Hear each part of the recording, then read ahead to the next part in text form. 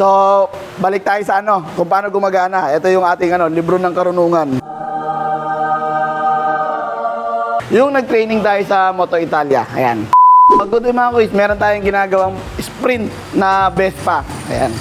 So, ang gamit na susi nila mga kuys ay brown key. No, so ano ba yung mga klase ng mga susi ng Vespa?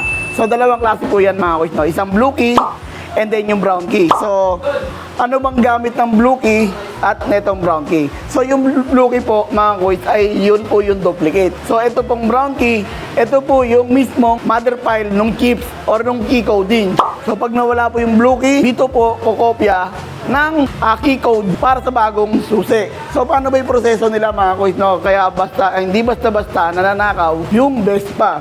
So, dito kasi mga kuys, meron siyang tinatawag na transponder. So, ayan, kung makikita nyo, meron siyang immobilizer. Ayan. Nagbiblink. If yan ay magkaroon ng ibang pagbiblink, ibig sabihin nun, may problema yung key code. So, ito. Ito yun mga kuys, no? So, ito yung transponder. Ito yung chips dito sa loob. Ayan. So, kaya hindi basta-basta nananakaw yung Vespa. So, itong dalawa na to mga kuys is pair. No, paired sila. Pag nawala yung blue key, dito kukuha ng key code. Ayan. So, balik tayo sa kung paano gumagana. Ito yung ating libro ng karunungan. Yung nag-training tayo sa Moto Italia. Ayan. So, dito, yung mga uri ng mga ECU ng Vespa, yung IRSS, pati itong MUI. Ito yun mga kuys. Yun. Ito yung function yan mga kuys. Pag nagki-key coding. Ayan. Simula sa susi, key code. Dito. Tapos, papunta kay antena. Magbabato ng signal yan, infrared. Pag na-receive nyo na yung signal ni antena, pwede nyo na siyang ma-on. Papunta kay ECU. Ayan.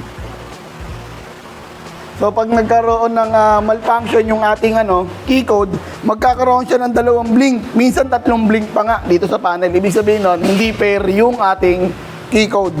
Ayan. So, ganun lang po yung ating function, no? Kaya dapat mga kuys, lagi nyong iiwanan sa bahay tong mother key. Tong brown key kung tawagin nila.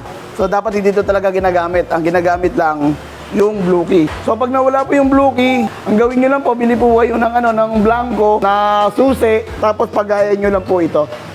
Tapos, kukopyahin lang po yung key code. Itong mother key o yung chips dito sa loob. Ita-transfer dun sa bagong susi na dinuplicate nyo. Kaya mapapaandar. Kaya hindi nyo po basta-basta mananakaw yung Vespa kahit po makopya nyo to. Dahil meron po siyang tinatawag na key coding o transponder. Ayan. So, yun lang po. Sana sa may mga Vespa, ingatan nyo po yung brown key nyo.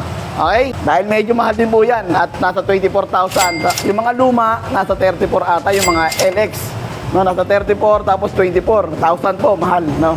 So, yun lang po. Maraming salamat. God bless and ride safe.